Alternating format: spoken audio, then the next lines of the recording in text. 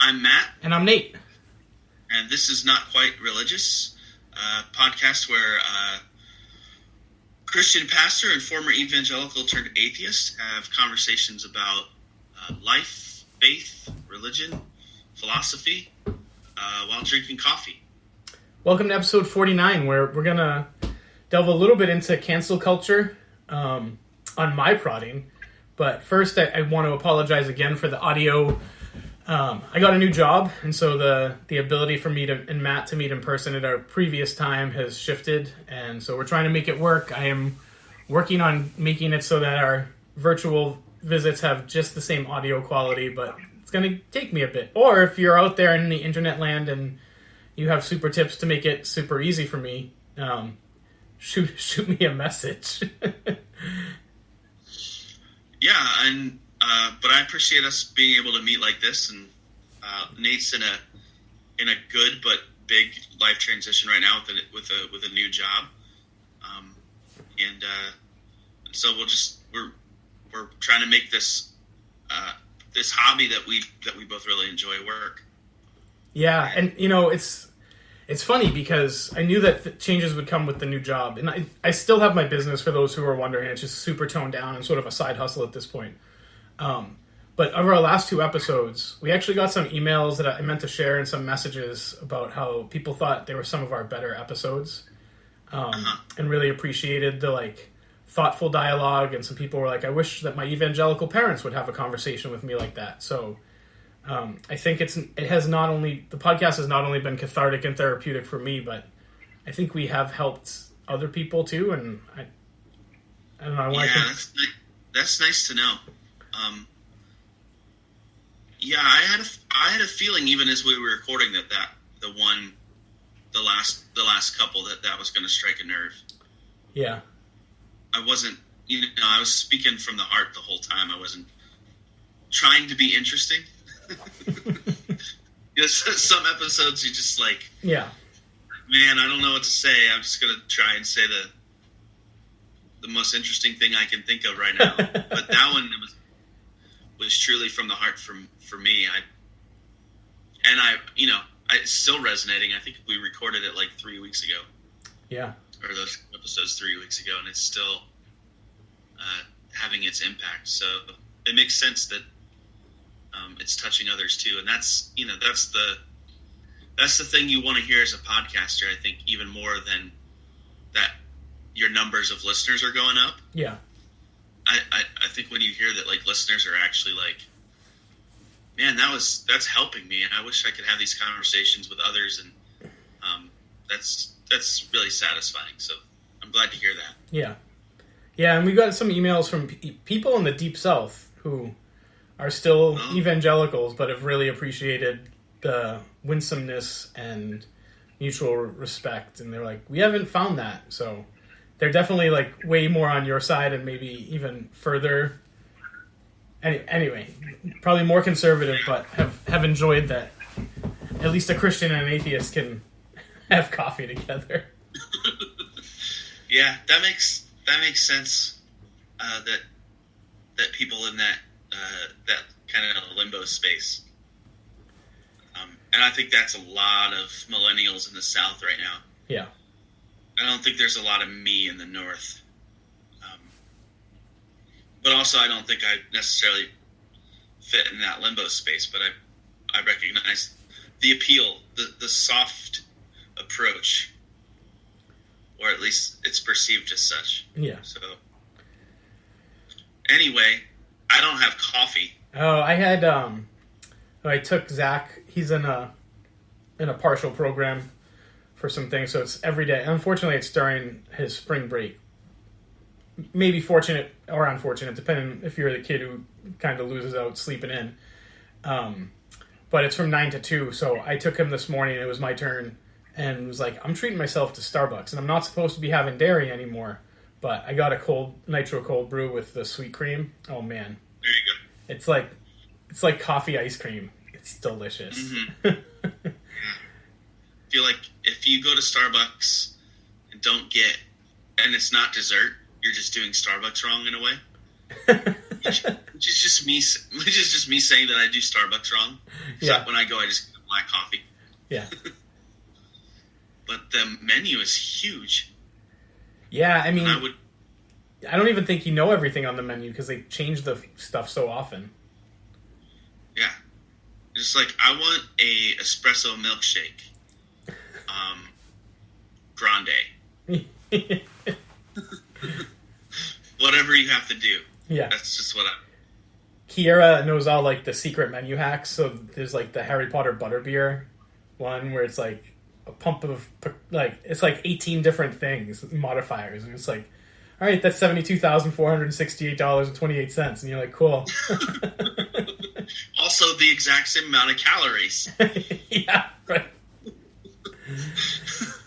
We used to take the kids once a week to Starbucks, like on a Saturday or Sunday morning, and everyone was allowed to get one thing. And now we've been doing Dunkin' Donuts because it's so much closer, and I figured out that like Dunkin' Donuts Midnight Black is not super bad, and it's at least half the price. At least, yeah, that makes sense. Yeah, so I had a coffee when I got up, like I always do. And then I had a coffee downtown Actually, I had a cappuccino in downtown Brattleboro at a place called The Patio, which is really just a coffee stand. I was there with you one time. Yeah, you were. Okay. Yeah, it's just a coffee stand in an alley. Yeah. But Corey makes the best cappuccinos in town. And it's like he bikes it, right? It's like a little bike cart. Yeah, he puts it... Actually, they let him store it at the building now. Okay. But originally... Yeah, he would bike it down the hill, the coffee cart. So for our listeners, you have to picture like a hot dog vendor in New York City, if you've seen any like movies or cartoons, except it's a coffee cart. Exactly. But he doesn't just make coffee. Like he has an espresso machine, so he makes lattes and cappuccinos and mochas, and he's got a pretty wide array. Anyway, I had a cappuccino at Corey's place, and then I had another coffee at Mocha Joe's, another downtown coffee shop in Brattleboro. So I'm pretty good. Yeah, that's too much coffee for me. I had 2 shots of espresso and 2 cups of coffee today. I'm good to go. Yeah. Anyway, I would say the first one I brewed at home was an 8. Corey's cappuccino was a 9. The coffee I had at Mocha Joe's was an 8.5. So wow. It's an 8.5 day. There you go. I had the Guatemala, in case you must know. Yeah, I don't know what roast the nitro cold brew is from Starbucks, but... Probably Sumatra. Yeah. That's like their go-to. Gotcha. All right. So, culture. Yeah. Super light topic. Well, let's start, since you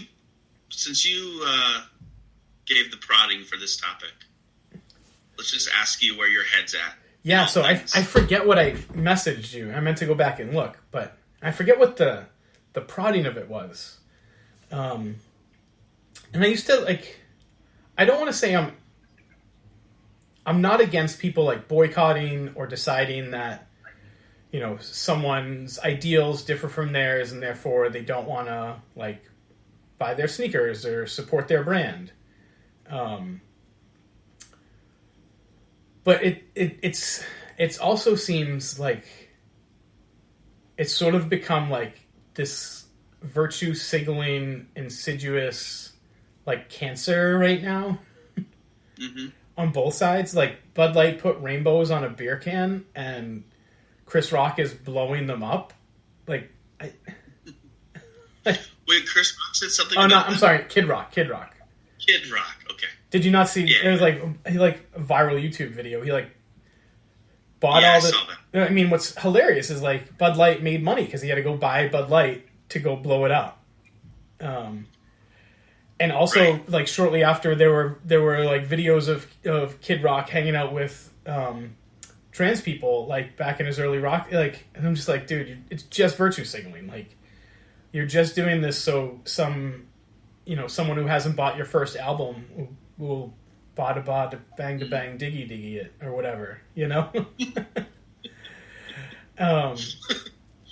And then on the other side, people are like, oh, Bud Light put rainbows on its beer can. I guess I love Bud Light now. And I'm like, do you though? Because it's not that good a beer. Like, you know what I immediately did when I saw that whole story? I spent probably about 10 to 15 minutes. That's all. I didn't want to spend any more time. But I wanted to look at like the ethics of Bud Light. Yeah. I was trying to look for some way that they were unethical. Yeah. Despite the fact that they, I guess you could say they sell a product that is whatever. But like, I couldn't find anything. But I was hoping to find something so that I could be like, hey, all of you now drinking Bud Light as a way to support trans people, guess what? You're also like, right. But I didn't find that thing. Yeah, I mean, they're big enough. I'm sure if you dig deep enough, there's, And not because I don't know, not because I wanted to troll necessarily, maybe a little bit, but mostly because I think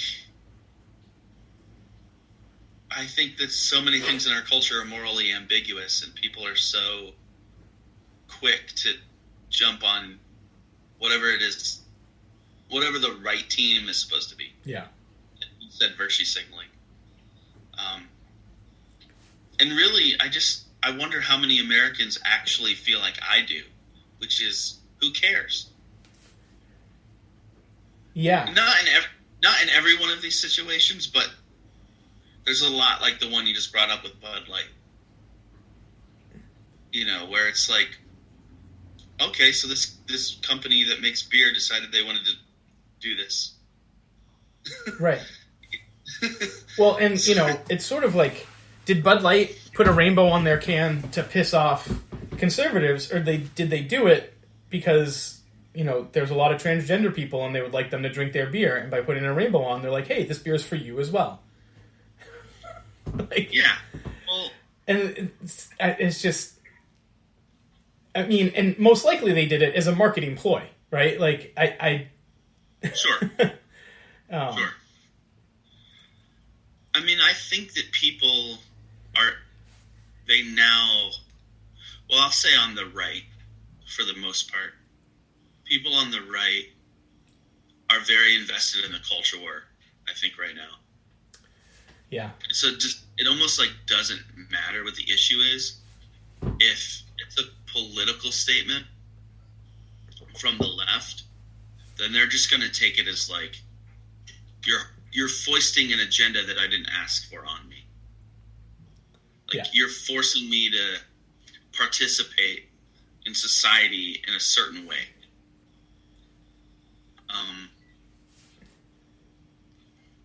And I think that's probably like as kind as I can be. Yeah, and I think we hit upon that the past 2 weeks.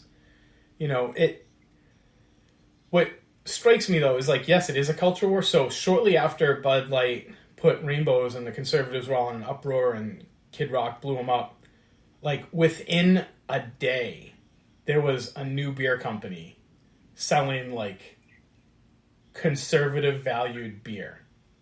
Right. And I try to put the link in the show notes. It was like $30 plus shipping for a 6-pack. Like, well, okay then. But I have the same feeling about that. Like, whoever's going to buy that's going to buy it. Right. So, but what my feeling is like, I almost feel like the people on both sides don't understand that they're getting trolled. Like, the people who put up the conservative beer thing, I have no idea what their political beliefs are, but I know that they're smart economically, and they're like, you know what? Let's put up an anti-rainbow beer can, or a company that will just never put a rainbow on their beer can, and sell it for $30 a 6-pack. And my guess is they're just emptying Bud Light into their bottles. You know what I mean? Like you're so invested in a culture war that you're gonna spend 5 times as much to get a beer that may or may not be any good, but doesn't have a rainbow on it. I'm just like, yeah. Can you not see that you're the one being trolled? Right. Does this have to do? A couple weeks ago, were we talking about? Yeah, we talked a little bit about the Satanism parade or whatever. Is that what you're? No, tell me about the Satanism parade. I think we talked about that. Maybe it was behind the scenes. Well, like, the Satanists basically put out that that they're going to do this big rally or whatever on such and such a day in such and such a place. Yeah. Isn't the first time they've ever done that, I imagine. But I had a Christian friend, colleague mention. Like, oh, yes. Yeah, right. It was like basically alerting his congregation that this was happening. And I was like, I don't think you or your congregation understand what Satanism is. Yeah. It's like Satanists don't believe that Satan is real. Yeah. Yeah, I don't know. I didn't want to get off necessarily on a tangent. I just thought that conversation was related. And like Satanism is sort of a meta troll. Yeah, at least the name, right? Yeah. Yeah. So it's anti-Christianity, I think, or anti-theism. Yeah, I would say anti-theism. Yeah. So like in that way, there's like there's an irony because it is actually a pretty virulent attack on theism / Christianity. So for like Christians to be up in arms about it, you're like, well, they are attacking us, like literally actively trying to win a culture war against us. But at the same time, I think part of the Satanists must get a lot of pleasure out of watching Christians think that. Yeah, I think they do get a lot of pleasure watching people lose their mind. Ironically, it seems like they're on the attack, but if you look at their tenets, it's like, don't forcibly make people believe anything. Try to win them over with logic and rational arguments. Right. Right? And the Christians are like, no!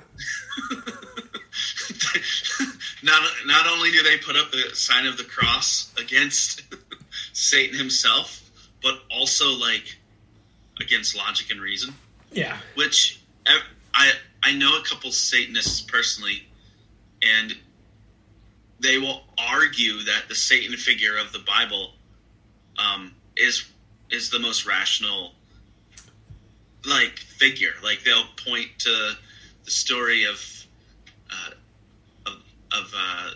Adam and Eve, and they'll be like, "Look, the serpent was like making sense." Yeah, and my guess is they're more interpreting that from Paradise Lost. Sure. Right. Right. Because you have to really read in between the lines in some of the scriptural stories to decide what's Satan, what's this, what's that, and like is Lucifer falling from this? Like, is that passage in Isaiah actually about Satan? Is it some? But yeah, I think it's very clear in Paradise Lost that Satan is the hero and the champion. Right. Yeah, I think that if you take a certain perspective, even reading the text in Genesis 3 there, I mean, I've had plenty of debates about that with one individual in particular who may be listening. I'm not sure. Hey, Joe. Yeah, my Judaic studies professor in college, Julius Lester, who passed away a little bit ago, but we actually maintained a relationship for 20 years after college. He was a civil rights leader, former of SNCC, Student Nonviolent Coordinating Committee in the 60s, was raised by the Southern Baptists and converted to Reform Judaism. And he taught Judaic studies as well as civil liberties at UMass. And I took all his classes, and we read a lot of Midrash on the first 12 chapters of Genesis. And a lot of the Jewish interpretation, at least of his flow, was like, yeah, how could they know what good and evil was until they tasted it? Like, seems like God was setting them up, and Satan was just sort of helping them out. Yeah. And I think traditional Jewish views, as I understand them, of Satan is not the Christian idea of this devil in hell. It's more of a, like, not God's right-hand man, but someone who's like, hey, like in Job, where he's like, do you see that guy? I bet I can make him not believe. And so he's like, but he's actually in heaven with God.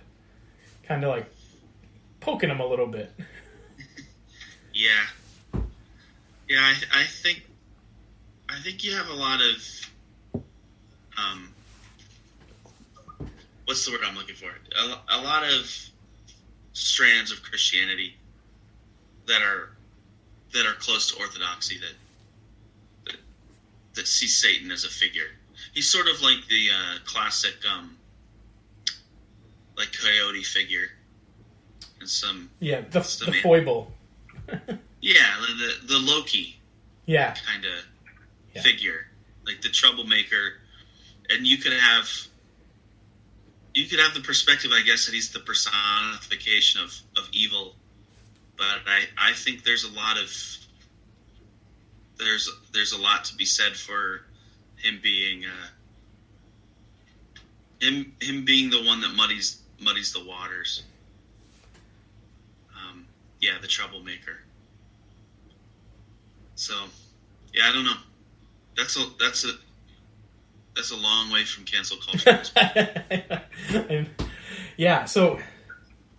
So sort of when I messaged you, and I wish I could look at my Facebook messages, but all my things are on radio or airplane mode, so we don't get interrupted. Is, it's how to say this gently and without getting ourselves canceled. So first off, I think it happens on both sides. I think when liberals do it, the conservatives sort of scream cancel culture, and when conservatives do it, liberals tend to just make fun of them and call them idiots. And like, it's like when conservatives yell cancel culture, when people on the left have shut things down, it's almost like a rallying cry for the conservatives to like pick up their arms and gather, circle the wagons. I think what made me start thinking about this is HBO is releasing a Harry Potter TV show.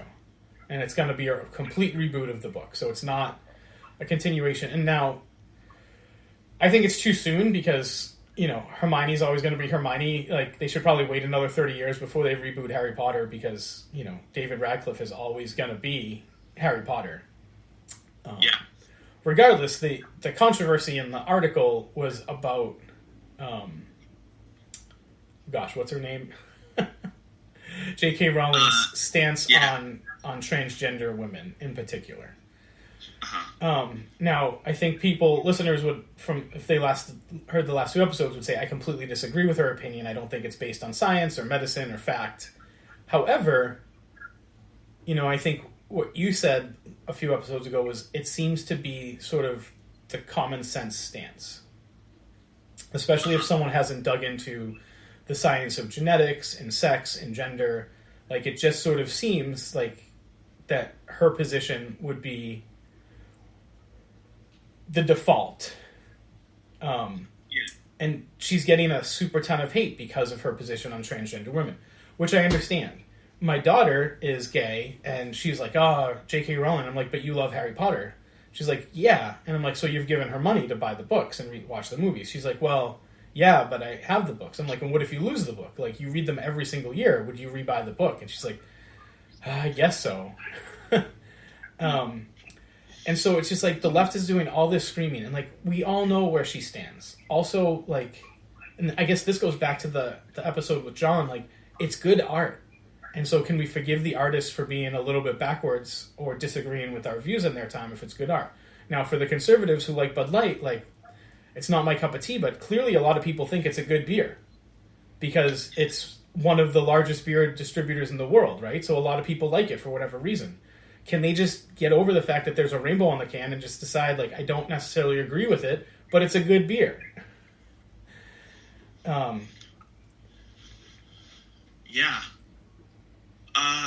Do you want me to... I found what you wrote to me about cancel culture. Do you want me to read that? Yeah, if it's coherent. You said, for the next episode, I would like to dive into cancel culture on both sides of the aisle. Why I've recently come to loathe it instead of sympathize with it. And then you mentioned Harry Potter and Roald Dahl on the left. Oh, yeah. And the other novels on the right. Yeah, so Roald Dahl too. They're did you read his books when you were in high school or like elementary school, middle school? Can you mention a book of his? The Witches, Matilda, James and the Giant Peach. Okay, yeah, I'm familiar, but I didn't actually read. So we read a lot of them, and the big deal was in third grade it had the word shit in it. And you're like, oh, right? It's a children's author and he used the S word.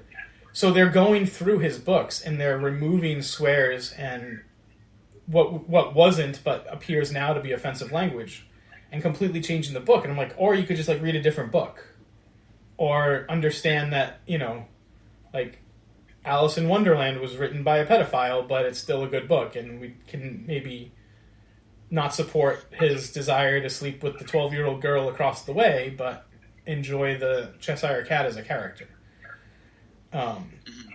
So the left is like reading these Roald Dahl books. Willy Wonka and the Chocolate Factory. And they're like, oh, this is so offensive. We have to change it. And I'm like, but do we? Like it's just, it's got off the rails when you're taking a dead author who was writing in a time and place and was pretty progressive, actually, and a liberal for that time and place. And then saying we need to whitewash their entire book. Like, that seems 1984 double talk duck speak, right?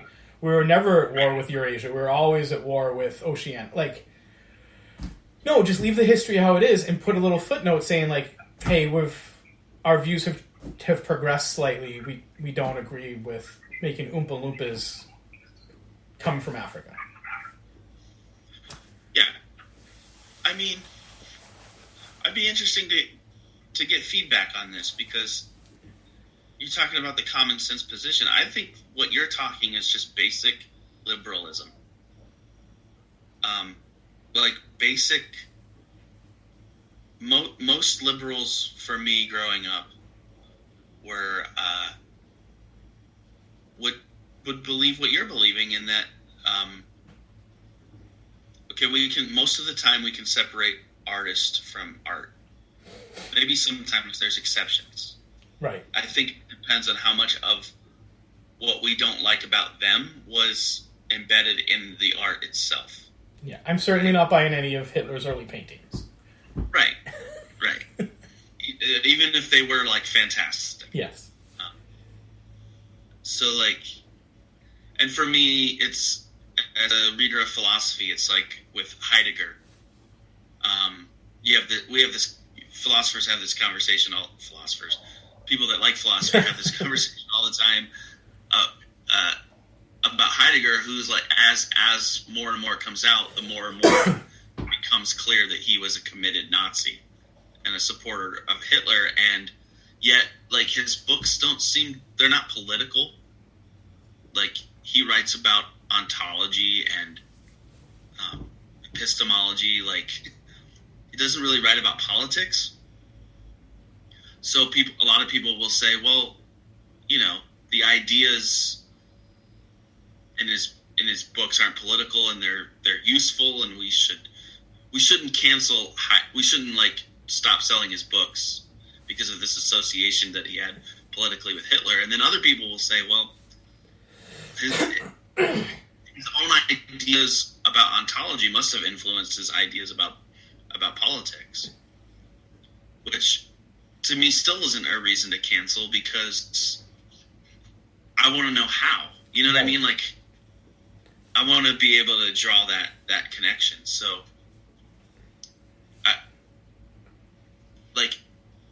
but yeah, I just think that that's the basic liberal idea when it comes to free speech. It's not necessarily libertarian, but it almost is in terms of it. In terms of the debate about free speech itself, like, the liberal position is most of the time we can separate art from artist, and we're better off reckoning with them and letting them speak. And I think that gives us more credibility to critique it. Like, you can't tell somebody, you can't show how wrong something is if you're not letting it speak. Right. So, yeah, and I wonder about. I don't think that I get it. Actually, I wonder about this desire. I hear the words, like I hear the words, but I don't get the logic. I wonder about this desire to. Well, this speech is harmful, so rather than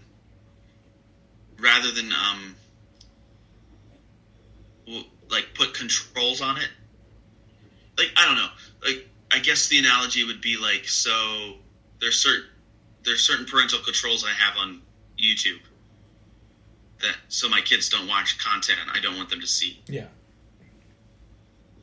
It's not quite the same thing as censoring. I feel like censoring would be like, I never want you to know that this thing ever existed. Well, so that's sort of, on the other part of my message is what, the far right is doing with, like, let's ban To Kill a Mockingbird or Raisin in the Sun or Catcher in the Rye, which are, like, three of the main ones, because they show the South in kind of a politically messed up way. And, like, and also, like, in them, black people are people. And I'm like, what is wrong with To Kill a Mockingbird? Why are we banning To Kill a Mockingbird? Like, I can think of way worse books that are still being allowed in your library.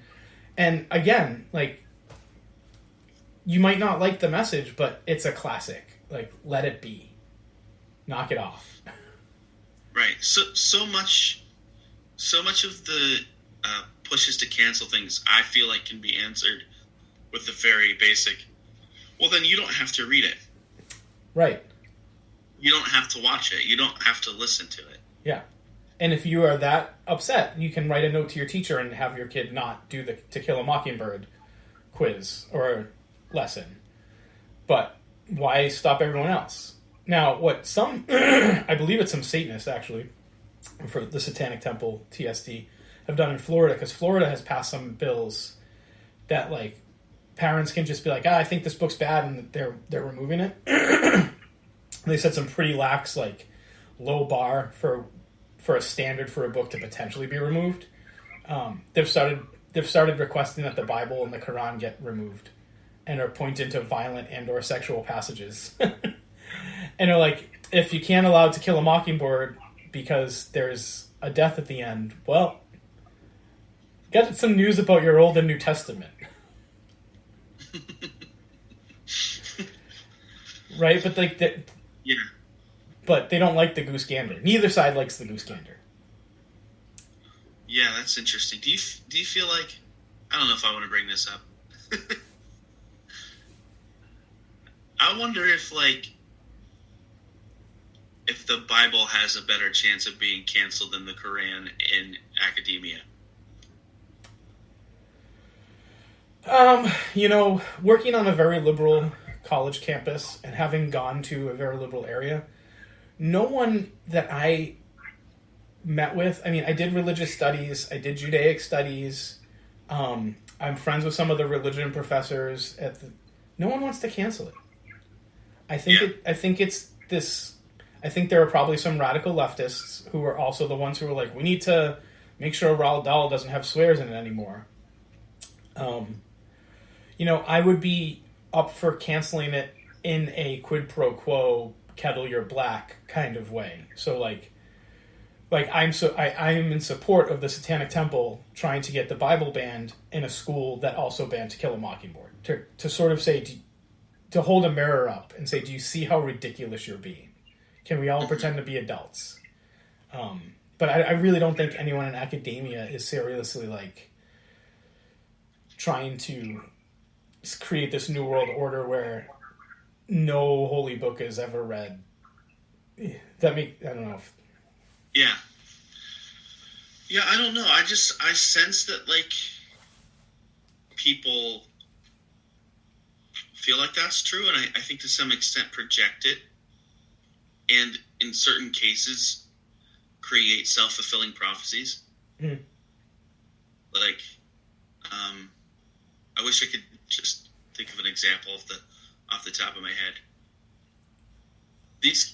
I'll say this: these kinds of conversations about censorship in particular, which is what I think we're mostly talking about. Like they escalate really fast, especially when you put them in the context of a culture war. Yeah. People just lose their minds. I mean, they have. That's why I was like, I used to be okay with it. Now I'm like, can we just not? Like, everyone's lost their goddamn mind. My apologies. Yeah. and you end up saying stuff like you find things coming out of your mouth that maybe like 10 years prior you would have never thought that you could say. And it's not because you like changed your mind because it's something that you've mulled over. It's something that you've rationally worked out. It's just like you feel that you have to react so strongly to the other opinion that you're willing to say something out loud or even hold something just to balance it out or something. Yeah. You know, the right has gone so far right that I have to protect. I have to become radical leftist just to protect the center. Which it doesn't actually work that way. Right. If your goal is to protect the center, then you have to actually be a centrist. Like all the time. Yeah. But I just, people feel like on both sides, I feel like they feel like they're compromising or they're betraying their side if they don't like do this crazy emotional thing, which is why you can have someone like Kid Rock, who 20 years ago, we find pictures of him hanging out with transgender people. Trans women, yeah. Later. He's like doing his thing on Instagram or whatever. And it's like, is this even about how he personally feels about transgenderism, or is this like what he feels he has to do to win some culture war? Like, he has to transform into a transphobe in order to stay on the team that he wants to be on. Yeah. But like isn't actually as a person, like, maybe it's now, but like 20 years ago as a person isn't a transphobe by nature. So like politics, like team politics makes us take on identities that are not only wrong, but not even us. Yeah. Yeah, no, I agree. I think, I think there's lots of people who say, like, I woke up out of a fog 20 years later and was like, who would I become? What was I, Yeah. Like, completely. Yeah, it's like mob mentality kind of thing. Yeah. And it doesn't, it's not more true on one side than the other. I mean, I think, like, I grew up in the 80s. Well, I was born in the 80s, like you were. I didn't really become conscious until the 90s.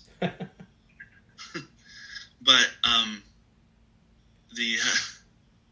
aware that the 80s were, what do they call it? The satanic scare or whatever? Yeah. Is that what it was called? Yeah. Like, yeah. Basically, yeah. The Congress held like meetings and brought in heavy metal artists. Like, if you play their record backwards, it says "Hail Satan," and people were really worried that kids were getting sacrificed and kidnapped and drained of blood. Yeah. Yeah. So I mean, that's basically cancel culture, right? Oh, because they didn't like heavy metal? Well, because they were trying to censor things. Yeah. They were trying, in the name of protecting people. Right. Because these things were harmful. So, I'm just saying cancel culture doesn't discriminate between conservative or liberal, right or left. Yeah.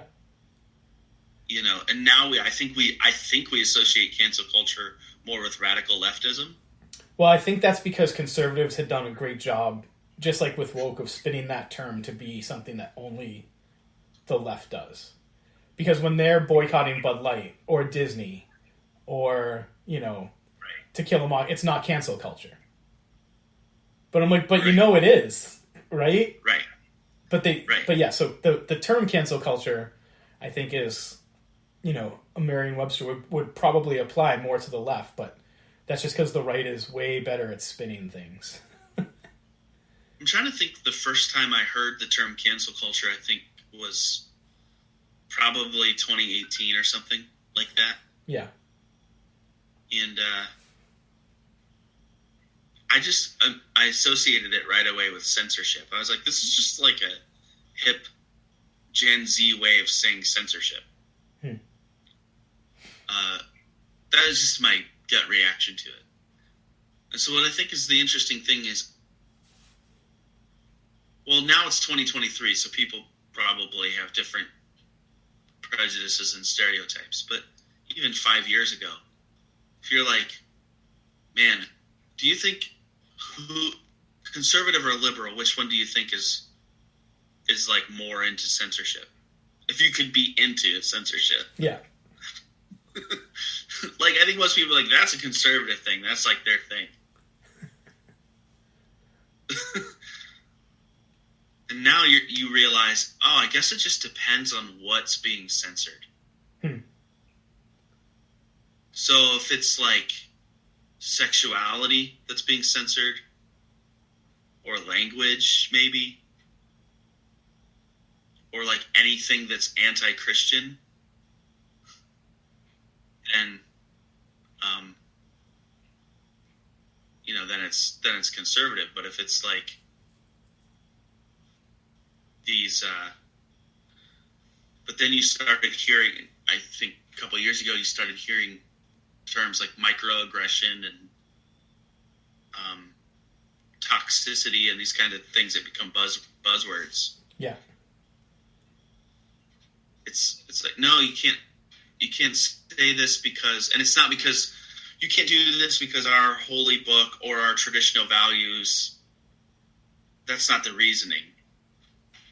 The reasoning is much more nuanced. It's like, you can't say this because it's harmful, which in some ways is way more compelling. Yeah. I think that's why, like, as a liberal, I don't want to say succumb, but like you're sympathetic to it. Like, I don't want to harm people. Right. I don't want to say or write or do anything that like actually hurts people. And but then you end up in a place where you're like, well, I can't read Harry Potter because in some indirect way I'm harming transgender people. Yeah. Or I can't share a quote from, I can't share a quote from Harry Potter from something she wrote in 2011 because my trans friend's going to read it and feel like it's an aggressive move against her. And then just you start to get into some territory that's not as well. You either recognize that it's ambiguous, or you decide that it's not ambiguous at all. That there's clear cut right and wrong. And I think that's where we're at. I don't quite know what to do with it. Yeah, I don't think anyone does. I think it's sort of this monster that has grown. Like I said, Dr. Seuss too. They're like, we need to change these Dr. Seuss things. And you're like, why? Yeah, why can't we just recognize that Dr. Seuss wrote what he wrote? Yeah. In the middle of the 20th century. We should probably start winding up. But on the other end, that's what Disney did. Disney didn't change anything in their old movies. But right. Peter Pan has some pretty offensive images of Native Americans. It's kind of crazy. Right? And so I watched it last year.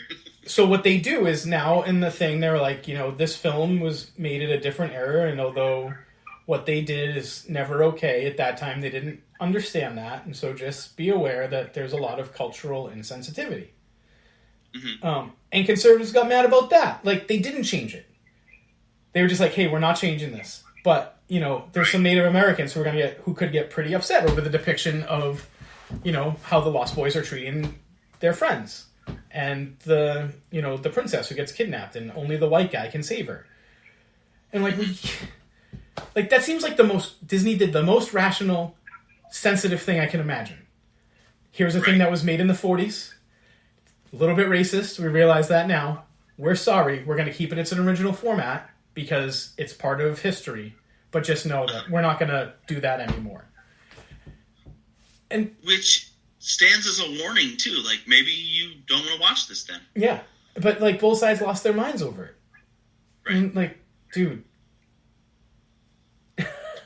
No, I think that's a salient point that, even that for conservatives is well, now, the disclaimer, the problem is that the disclaimer is woke, right? Yeah.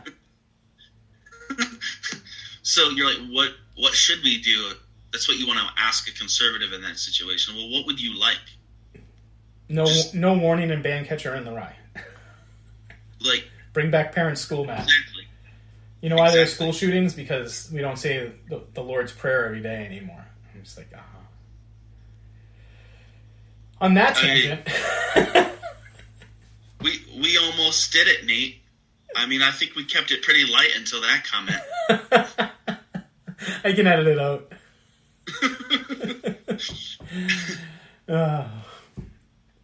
We could talk about that too, but I don't know. I think that I think this podcast is more on the side of not ideology, but we try not to be political, I think. Yeah. I mean, we definitely are political occasionally, but that's because we're human, I think. Right. Yeah. We play Cards Against Humanity, and my daughter's favorite card is this month's mass shooting. This month's newest mass shooting, or whatever it is. I don't know if you play Cards Against Humanity. It's so inappropriate, but it's hilarious. We play it with the teens sometimes. Yeah. And just the fact that that's a card. I know. Anyway, Disney, I think you did it right, even though liberals and conservatives both hate your warning. Well, maybe that's why. Maybe that's how we know they did it right. I think that's also true. When you upset everybody, and it's like I said, we probably do have to wrap it up. But when I got divorced with Sarah, the divorce lawyer was like, it's fair when no one's happy. Mm-hmm. Right? Because if someone's happy, it means they got everything they wanted, and if the other person's miserable and everyone's miserable, you're like, yep, that's fair. Yeah. And that's so much what I think this whole thing is about. That's what the culture war is. It becomes just trying to win. Yeah. And actually rationally thinking through the positions that you hold on certain things, it goes out the window. Mm-hmm. Because it slows down winning. Yeah. And you might not win at all, because you might realize that the argument from the other side is potentially better than yours. Or at least has some merit. Yeah, on both ends. Something you have to contend with. Just because you have to contend with it doesn't mean you ultimately have to accept it. Right. But if you're not even willing to entertain the idea that there's a counter argument to your worldview, then we're just talking about sheer zealotry. Yeah. And mob mentality. And that's kind of where we're at right now. Partially, I think, because we're still trying to get a handle on what to do with social media. Yeah. And the fact that the amount of people that have voices and influence compared to even 20 years ago is exponential. Yeah. 20 years ago, you just thought, if I'm not a movie star or a politician or a musician, then nobody really cares what I have to say. Yeah. And now you could be like... You do a stupid dance on TikTok and you got 10 million followers. Right. Tomorrow I could write a Facebook post that goes viral. You don't know. It could happen. Yeah. Or this podcast could go viral, and all of a sudden, I'm getting invited to other podcasts, and that just becomes my life. And I think we're still trying to figure out how to there's so many more. It's so confusing. There's so many more views and so many more people who are influential and so many more people who believe they can be influential. And in some ways, maybe that's a good thing. It makes us harder to control. Yes. Which is why mob mentality might be even more powerful now, though. Yeah. So that's always kind of the check on democracy. That's democracy's Achilles heel is how easy it can slip into mob mentality. So if that's political wisdom, then there it is. And if it's foolishness and I'm a centrist compromiser that doesn't really care about my neighbors, then that may as well be true too. I'm left of center, but not a leftist. So, although I'm sure lots of listeners believe I am. Well, I found after all these years, I found a label for myself, at least for now. Yeah, that's good. Worldview and politically, maybe not religiously, but politically that I think fits. And I'm just a classic liberal humanist. Yeah, I think I'm a classic liberal humanist too. That's just so. Whoever that puts me at odds with, let it be. Yeah. Like I want to join hands with Locke and. Yeah. So. All right. Any final words of wisdom? Don't eat too much and exercise, son. Those are good words. Well, hope you all can take care of yourself. Love to hear your comments, feedback. Thanks for the messages over the past few weeks. We love you. Have a great week.